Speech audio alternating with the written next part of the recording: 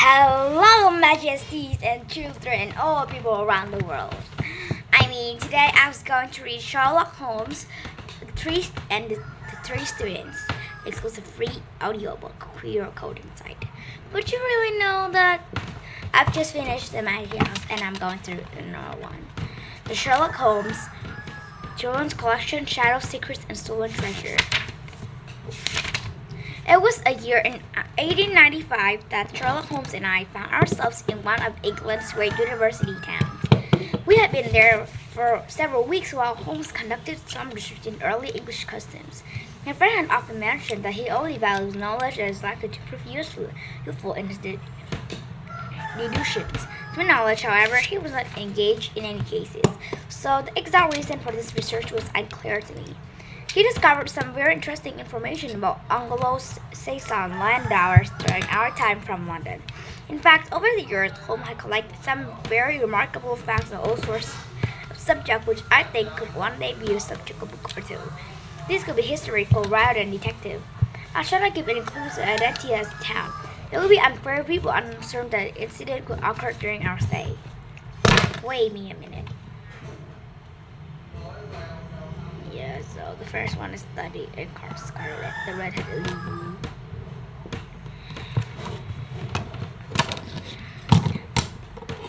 Holmes is noted for his discretion, which so many students come to consult him. Since I agreed to keep the details of the case vague, Holmes was happy for the story to be published, especially since, as he said, it would be informative and there was little opportunity for me to become an assistant. We were staying in lodgings close to the library where Holmes was doing his research. Although the area was pleasant, Holmes disliked being away from his home in London. We were not far from the river, with pleasant walks along the banks, but Holmes never walked on sake of investigating a case. He was single-minded in pursuit and a solution in any travel, whether on foot or by auto transport, always a reason and a destination. One evening we had a visit from the accord of ours, Mr. Hilton Soames, and tutor and lecturer at the College of St. Luke's. I first met Mr. Soames when I was at grammar school. He was an old college of my Latin master, Mr. Martin, who invited him to our school and give a talk yesterday. By chance, he and my father met and became quite good friends. I got to know him well. He had even provided us with help several years before. I asked him to assist us to case the involvement of Greek manuscript. It was then he had met Holmes, although I do not recall booming, especially close friends. Mr. Soames was a tall, rather thin man of nervous, acceptable temperament. I had always known him to be resultless of his manner. On a particular occasion, he was in such a state of uncontrollable agitation, it was clear something very unusual had happened. We barely had time him before his words came tumbling out in a rush. I trust Mr. Holmes that he can spare me a few hours of your valuable time. I had a very painful incident at St. Luke's. Really, if it wasn't for the happy chance of being in your town, I should not have known what to do. He stood wringing his hands and looked at Holmes earnestly. By contrast, Holmes stared back at him calmly with that bland, emotionless expression that I knew so well in his face. He had little patience with nervous agitation and constant waste energy. I'm very busy just now, and I want no distractions. He answered as usual, direct manner. I will not hurry you call the police. Soames' face fell. No, my dear sir, that would be utterly impossible. Once the law is involved, it cannot be turned away. It's one of those cases where, for the credit of the college, it's most essential for the Edward scandals. Your discretion is well known to your powers. And you are the one man in the world who can help me. I beg you, Mr. Holmes, to do what you can. My temper had not improved since he had been deprived of the pleasant and familiar surroundings by Baker Street. About his scrapbook, his chemicals, and his homeless untidiness, he was an uncomfortable man.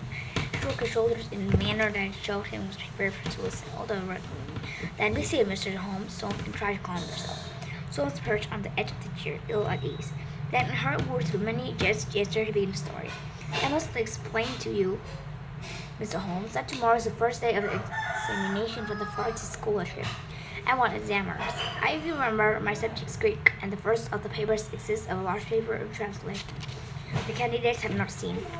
This project is printed on the examination paper, and it will naturally be a great advantage if the candidate could prepare it in advance. For a reason, great care is taken to keep the paper secret. During this time, Holmes sat back in his chair, his eyes staring vacantly into space. This was a common habit of his thinking, and I was sure he was absorbing the professor's story. But it was understandable, and it might be appeared to Holmes that his mind was elsewhere. He started at Holmes in his native flattery, and not encouragingly and Holmes. Today at 3 o'clock, the proof of this paper arrived on printers. The exercise consists of half of chapter to the sides. Greek historian and philosopher. I had to read it over carefully, and the text must be absolutely correct. At 40:30, my task was not yet complete. I had, however, promised to take tea in my friend's room, so I left the papers on my desk. I was away a little more than an hour. You're aware, Mr. Holmes, in our college, many rooms have two sets of doors, one inside and heavy oak outside. As I approached my outer door and returned, I was amazed to see a key in it. For instance, I imagined that I had left my own key in the lock. Feeling in my pocket found that mine was here. Only duplicate that exists, as far as I knew, was the one that belonged to my servant, Bannister. I mean, I had that lock out of my room for 10 years, and I will honestly is absolute pulp suspicion. One question Bannister, I found the key was indeed his. He had entered my room to ask if I want tea, and he was very carelessly left the key in the door when he came out. His visit to the door must have been within minutes of my leaving it. His forgetfulness about the key would not have mattered on any other occasion. This one day was the result of the most dreadful of coincidences. Miss Holmes now had his full attention on Holmes' words. As I did, we both had an inkling of what's to come. When I looked at my table when Holmes glancing at Holmes, I became aware that someone had been rummaging among the papers. The examined papers on the printers in 3 sheets. I left them all together. Now I found that one of them was lying on the floor, and one was side table near the window. The third was where I had left it. Holmes stirred on the first time.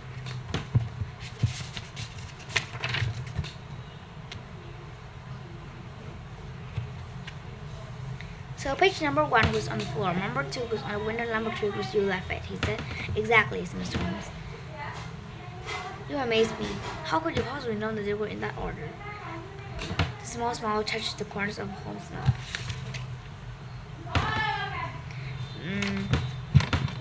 Please continue with your every first statement, he said. For an instant, I imagined that Bannister had looked at the papers. That could have been unforgivable. To understand it, however, I'm sure that he was speaking the truth. The only other thing that could have happened was someone passing had noticed the key in the door, and I know what's over at the 2 o'clock papers. A large sum of money is at stake, and the scholarship is very valuable. A dishonest person might well be prepared to run the risk against advantage over our students. Holmes' face drooped and sounds almost become a whisper. Holmes tonight nodded and encouraged to him. He cleared his throat and continued. Bannister was very upset in the incident. He nearly fainted when he found that the papers had been meddled with. I gave him a little brandy, left him collapsed in a chair while I made a most careful examination of the room. And soon as the entire door had left Holmes' presence beside the rumpled papers. On the table of the window, I saw several shreds of a pencil that had been sharpened. A broken tip of lead lying there also. Eventually, that rascal copied the paper in great hurry, and had broken his pencil. He forced to put a fresh point on it. Excellent, said Holmes, who was recording good humor. Attention became more across in his face. Fortune has been your friend. That was not all, said Holmes. I have a new writing table with a fine surface and red letter. Well, I'm to swear, and this Bannister was smooth and unstained. Now I found a clean cut in it, but they're 3 inches long, not a mitch scratch, but a definite cut. Not only that, but one table I found a small bag of black duff with clay specks or something that looked like sawdust in it. I was convinced that these marks were left by the man who filled the papers. There were no footmark or other evidence to his identity. I was at my wits when I suddenly the happy thought occurred to me that you were in town. I came straight to around to your advertised matter. Of course. Cactus! He looked earnestly at my friend. Do help me, Mr. Holmes. You see my dilemma now. Either I must find the man, or else the examination must be postponed until fresh papers are prepared. Since this cannot be done without explanation, a hideous scandal will follow, which would throw a cloud on not only college, but on the university. Above all, I wish to settle the matter quietly and discreetly. I shall be happy to look and to give you such advices as I can, said Holmes, rising and putting on his overcoat. Had anyone visited your room or the papers came to you? Yes, young Lord Ras, student who lived on the same staircase. He asked me about questions about the examination. With which he was answered, yes, and the paper were only on the table. To my best of belief, they were rolled up, but might be recognized as well. They were possibly. No one else in your room? No. Anyone know that these papers would be there? No one except the printer. Did this man Bannister know? No, certainly not. No one knew. Where is Bannister now? He's very ill, poor fellow. I left him collapsed in a chair. Such a hurry to come to you.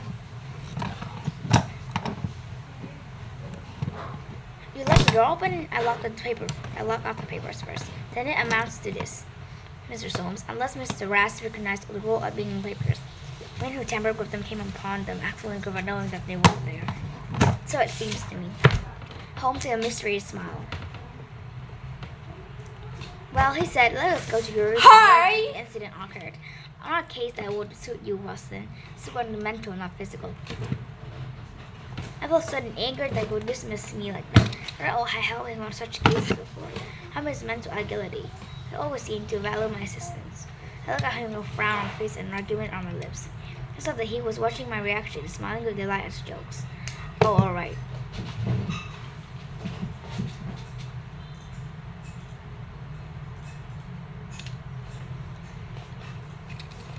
Oh, all right. Come if you want to, he said. It returns great and reached for my kill. No, we are ready to help you. The college was not far, so we walked. I thought that the fresh air would certainly do Holmes good after the hot hours he had spent cooped up in the library. I could also admire the exquisite architecture as we passed. Although Holmes had not his mind and walked with his head bowed. I was already twilight when as ancient, most covered courtyard in the old college. There was a silent room on the ground floor with a lighted window. Looking out in the courtyard. There were 3 students' rooms, one on each story. Holmes approached Soames' window, standing with tiptoe and his neck craned into the room. We must have entered through out the door. There's no opening except one pane, said Holmes. Dear me, Sir Holmes, and he smiled in a strange way at our companion. But if there's nothing to be learned, then it's the best go inside. The Gothic arched door led to his own door and carried leading out to the student's room. Soames' door was just to the left. He unlocked the door and waved his hand to assure the red ahead of him. The student entered while Holmes insisted on examining the carpet. I used methods, but I could hear Soames just behind me. His views coming in short, impatient bursts at Holmes' apparent slowness. Holmes stood aside. At first, there were no signs here. No, one could hardly hope for any on such a dry day. The servant seems to have quite recovered since he is no longer here. You left him a chair, you say? Which chair? By the window there. I see, near the little table. I can come in now. I have finished the carpet. Let's take us a little table first. Of course, that will happen very clear. I entered the room and took the papers sheet by sheet from the center table. I carried them over to the window table with Soames because there could see you came across the courtyard, so they could make him mistaken. As a matter of fact, he could not see Soames because I entered the side door. All was good. Well, anyway, that was in his mind. Let me see what 3 sheets. No finger impression. No. We carried this, came over first, and copied it. How long would it take him to do that? Using every possible aberration? A quarter or an hour, not less. I tossed it down and seized the next. It was in the midst of one who turned causing to make a very hasty escape. Very hard. Since he had not time to receive the papers, I tell you that someone had been there. You were not aware of any hurrying feet or stairs as you entered the outer? No, I can't say it was. Well, he wrote so furiously that he broke his pencil and began to sharpen it again, as you see. He looked at me. This is of interest, Watson. The pencil was not an ordinary one. It was bigger than usual size, with a soft lead. The undercover color was dark blue. The marker's name was printed silver lettering. The piece remained only about an inch and a half long. Look for such a pencil, Miss Holmes, and you have got your man. Then, when I add, he poses very long, and then the knife which had to sharpen his pencil. I have an extra clue. Miss Holmes was somewhat overwhelmed by flood of information. He just stared at Holmes for a few moments, and then he said, I can follow out of point, but really it is a matter of the light of the pencil. Holmes held a small chip of wood saving the letter, and his base clear wood after done. You see? No, I fear that even now, Holmes sighed, trying not to show his impatience. The letter was so had been wise to leave everything that it was, including pencil shavings. He was a man of intellect. But we are not blessed with Holmes' sharp and deductive powers. It was not easy to make the leaps of logic that came natural to my detective friend. Holmes turned to me again. Watson, don't think this an end could be. I'm about to open my mouth to respond when Holmes continued. It is at the end of the word. You are not aware that John Faber is the Moscow marker's name? It's clear that there is just much pencil left shows while John. I agree that he was correct. Held the table sideways to the electric light. I was hoping the paper on which to wrote thin and some trace might be through the polished surface. Now I see nothing. I don't think there is anything more to be learned there. Now for central table. This small palette is, I'm presuming, the black duffy mass you spoke of, fully pyramid in shape of hollow out. I see. As you say, there appears to be a grain of salt in it. Jeremy, this is very interesting. In the cut exterior, there might be thin scratch in the ends of the jackal toe. I'm grateful to you for you drawing my attention to this case, Miss Holmes. What do you thoroughly do? To my bedroom. Had you been in this since your adventure? No, I came straight away for you. I would like to have a glance around. He walked towards the room, stopped in the doorway. What a charming old-fashioned room. Once again, so made to follow to be stopped by Holmes with abstract hands. Perhaps you will kindly wait a minute until I have examined the floor. No, I see nothing. What about this curtain? He walked towards it. Can you close behind it? If anyone were here were forced to hide in this room, it must do it here, since the bed is too low and the wardrobe is too shallow. No one is there, I suppose. I was beside Holmes as he reached for the curtain. He seemed to stiffen, and I caught the look of sudden alertness in his eyes. He was prepared for an emergency. He grasped at the curtain and with a swift wrench drew it back. Both so and I jumped in a little, not knowing what to expect. Having the open curtain showed nothing but 3 or 4 suits of clothes hanging in line pegs. As I was relieved, my heart resumed its normal rhythm. He did the question in Holmes' mind, but he was wise not to utter it. Holmes turned away and suddenly stooped on the floor. What's this? He said. A small pyramid of black, puffy-like stuff, exactly the one a table could study. Holmes had out an open palm and glared at electric light. The visitor seemed to have left retreats in the bedroom as well as sitting in the room, Mr. Holmes. I will happy to have one to know much there. I think it's clear enough. He came back with an unexpected way, and he said no warning until you were at the very door. What could he do? He grabbed everything that could be betrayed and rushed into the bedroom to hide. Good gracious, Miss Holmes. Do you mean that to me that was talking to a banister in the sitting room like the man, prisoner, and didn't know it? Okay, so this is the end of the video today. Too exciting to be waited until yesterday.